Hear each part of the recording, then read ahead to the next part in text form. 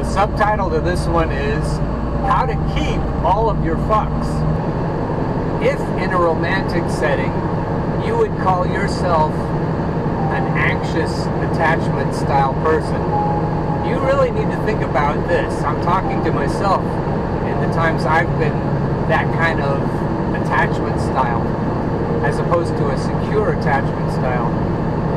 If I'm an anxious attachment kind of person, then what I'm going to do is expect other people to meet my needs. And what it really means is that I think that other person is out of my league. I think that other person is more valuable than I am. I think it's more important for me to please that other person than for that other person to please me. And that puts you in a place where it's very difficult to be non-toxic. And why is that? Because you're sacrificing your own desires and you're sacrificing your own integrity. Because you're not doing things the way you think best. You're getting sucked into someone else's frame and doing things the way they think is best. And you may be allowing yourself to be bullied by that other person, or neglected by that other person, or coerced, or browbeaten, or any number of negative things, because you've stopped caring about yourself. I filmed this one yesterday, and what occurs to me is that the way we think about ourselves, the stories we tell about ourselves, what we believe about ourselves, is at the very heart of fixing the problem of giving too many fucks. And to this end, I've been reading all the way through the last few years Caitlin Johnstone about politics mostly, but she has another perspective about narrative management beyond just how we're controlled by the powers. This article is from September 20th, so it's recent. It's called The Narrative Matrix Hides the Truth About the World and About Ourselves. I talk about narrative all the time, partly because narrative control is the source and foundation of the power of the U.S. centralized empire. The ability to control the way people think and act and vote with mass-scale psychological manipulation allows our rulers to dominate us more pervasively than we could ever be dominated by brute totalitarian force, which is why so much energy goes into keeping the people from controlling their own narratives. That's all the current mainstream panic about disinformation is, for example. If narrative control were fully decentralized, our rulers couldn't rule. But I also focus on narrative because its consequences are so much more far-reaching than that. The fascinating thing about paying attention to the way narrative differs from reality is that it doesn't just change your understanding of politics and power throughout the world. You start to notice that your whole life is dominated by narratives, not just about the world, but about you. You start out getting curious if the narratives you've been fed about your country, your government, and global power dynamics are really true. And if you're sincere, you start taking that curiosity to questions about narratives you've come to believe about your own life. Narratives about what's important, about what's real, about what's true, about what's helpful. And then this is me speaking, I like to say, and about what's efficacious, what works the best. Narratives about how you are, narratives about who you are, narratives that were put in your head by teachers, preachers, friends, and family, and narratives you made up yourself long ago and kept believing. You start getting curious about the way your own life has been shaped by believed narrative, and you start to discover a whole reality underneath the matrix of stories which buzzes around in your consciousness, a reality that could not possibly be more different from your stories about it. You start to discover that your entire framework for perceiving the world is based on believed stories which are not ultimately true and are generally very unhelpful for moving through life in a harmonious way. Stories about others, stories about life, and stories about yourself. That last one is the real kicker, because it turns out that underneath the narrative matrix, what you are is more different from your mental stories about what you are than you could possibly imagine. And these misperceptions of identity shape your entire experience of reality. You start to see that this finite, separate me character your entire mental world has revolved around your whole life has no more reality to it than a fictional character in a storybook.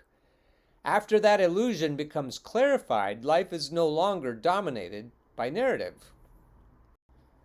This is me speaking again. I've been trying to figure out how to stay on top, which is to say, I'm trying to figure out how to stay big. My true self, not the narrative I've made up about myself, but the true self is immense and out of control, not controllable. No government, no entity of any kind can keep its thumbs over my bald head and oppress me if I'm really who I am and not some made-up story. The made-up story is an earnest little fellow who thinks way too much about what other people think. And for that reason, he's easy to control. Our true selves are not controllable. And that's a big deal, because if we all realize who we are, then we're not going to believe any of the bullshit we're told about ourselves, most importantly, but also about how the world is and how the world should work. To be clear, narrative in and of itself is not the problem. Narrative in and of itself is a useful tool. I went to the store is a narrative.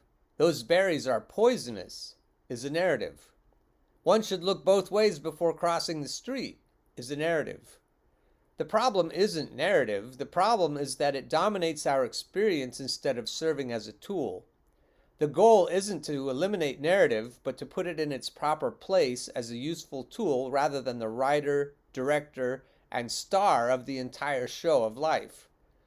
The problem isn't narrative, but believed narrative. In the same way, watching a horror movie causes no problems for you if you remain clear that it's just a movie. Look closer and you see through the stories about your nation, your government, and your world. Look closer still and you see through your believed stories about life which lead you to think the way you think and act the way you act. Look even closer and you see the stories about your actual fundamental nature.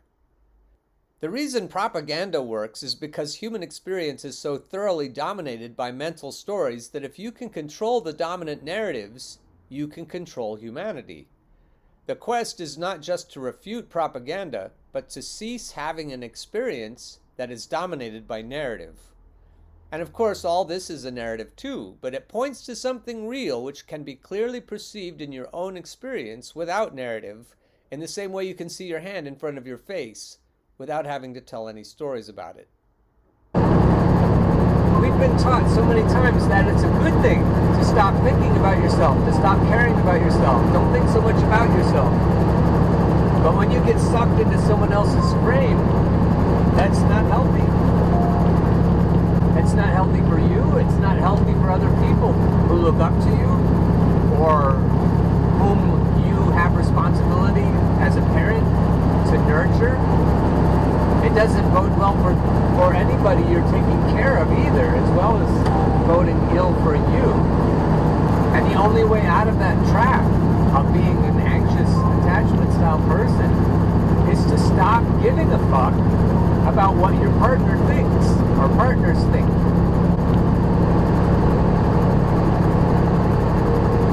You don't have to be an asshole about it. You don't have to be aloof or arrogant. You can be very respectful. You can be very calm. You can be very positive as you're not giving a fuck about what they think. And they may lose their shit as a result, so you may have a chance to put your calmness to the test under fire. People in your life who are accustomed to having leverage over you are not going to like it when you figure out how to remove their ability to leverage you. But until you do remove that leverage, you're still going to be toxic.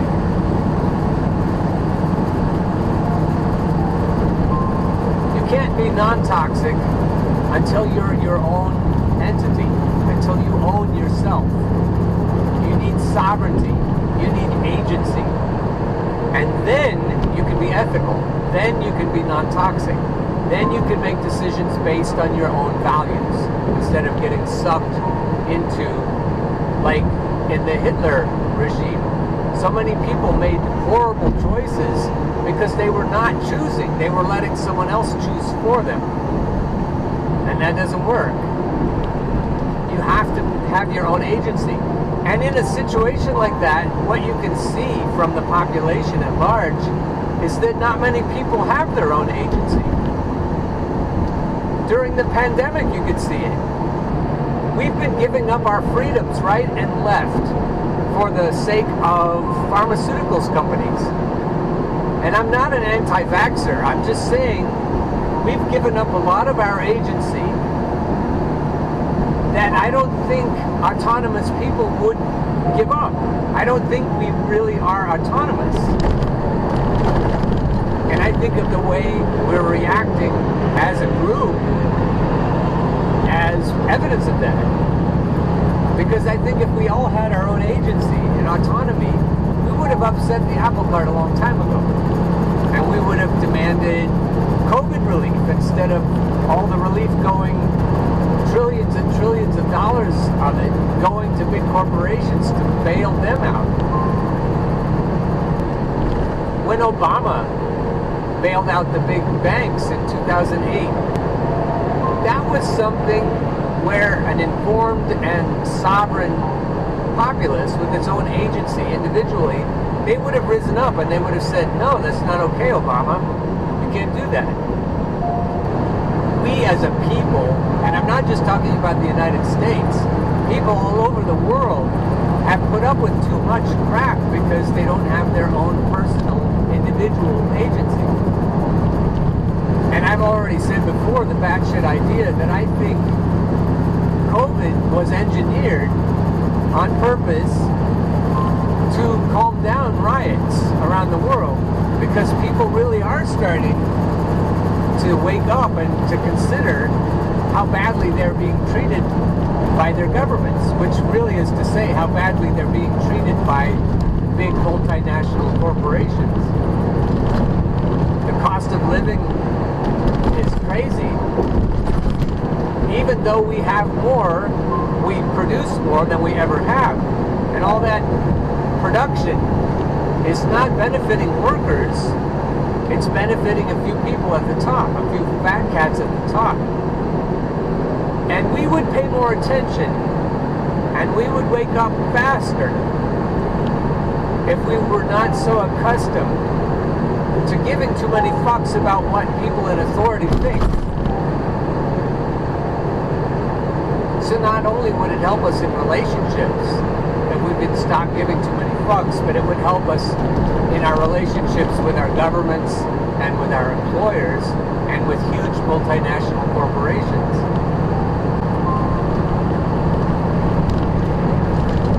Not to mention the individuals like Jeff Bezos or Elon Musk or old families that have money or hedge fund managers or people like that. We would start to realize, we'd start to do our homework, our due diligence, and we'd figure out who's fucking us and what they're doing with all of our productivity. And then we'd say, because we'd figure it out ourselves, the information is available if we are willing to dig for it. And then we'd tell all the tools of those rich people, the media, the middle managers sometimes, but even worse, our educators and other people who should know better. And they're perpetuating this horrific status quo that's killing us and killing our planet. We would wake up and we would figure this out if we could learn not to care too much about certain people's opinions. And I started with adolescence. I think that's probably where it would be the most helpful to teach people to ignore their invisible audience and their visible audience, to figure out how to stop giving so many fucks from the time they're 11 or 12 years old. That would be really good as they then go into the college age and or workforce age. They'd be a lot less vulnerable. So it would help all of us at a personal level, and it would help us collectively if we figure this out.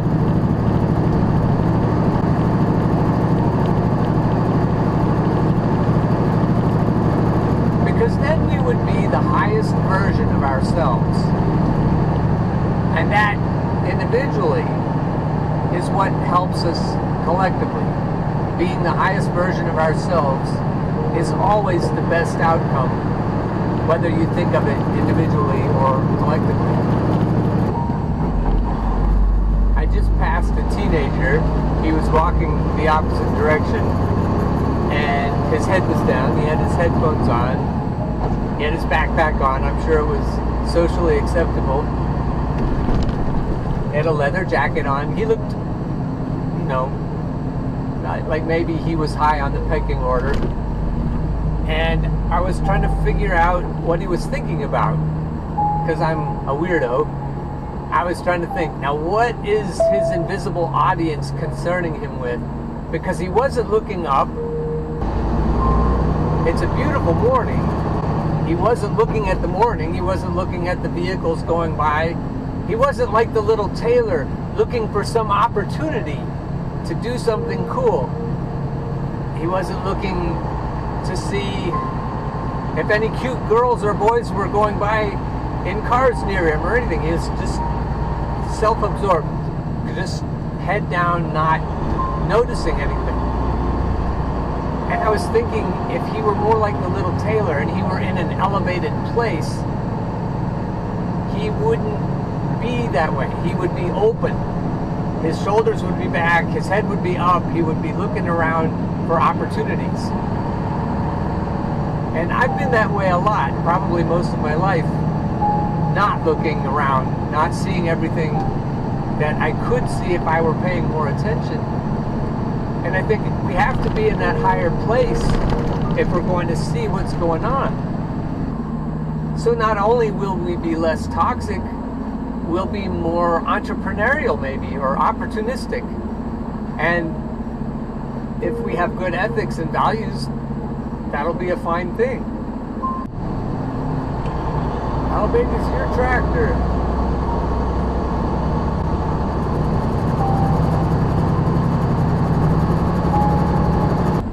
Cycle right with a big Ford. We're getting some color in the leaves now.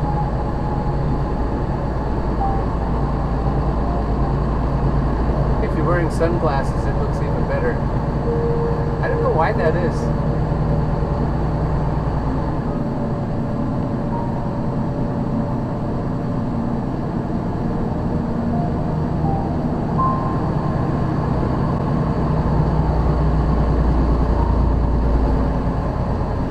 Looking good.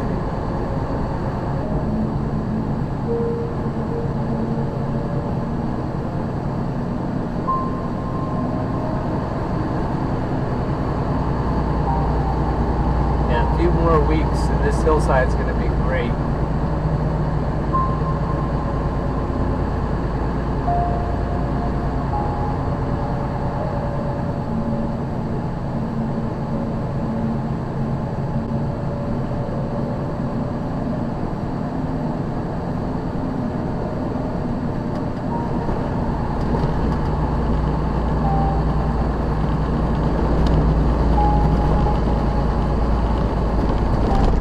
Say that as I'm shutting down every source of anxiety in terms of people, as the people come into my head and I twist the spigot and turn it down and then off, sometimes it takes an extra crank at the end, then I notice that it's situations too, and the situations have been used, I think, over time to trigger my anxiety.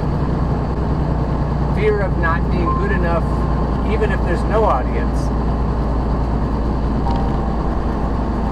that I won't measure up to my own standards.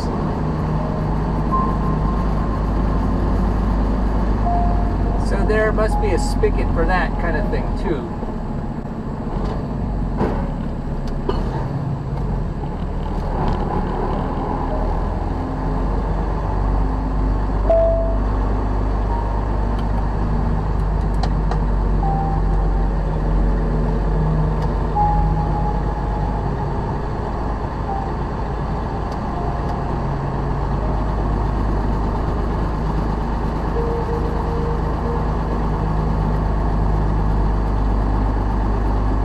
I dread having an accident or hurting other people, but I don't know that that's really the root of it. I think it may be that I'm afraid then of people's reactions to that they would think less of me. I think it's still a silent audience kind of thing, or my boss worrying about my boss kind of thing. But it's all conquerable. Gotta figure it out.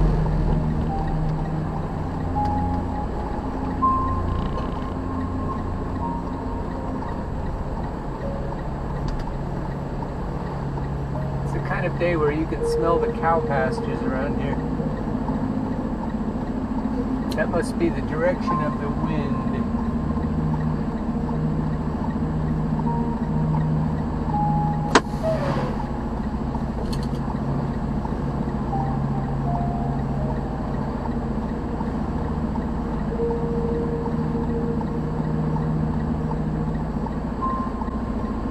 You can see the wind is blowing if you look up ahead.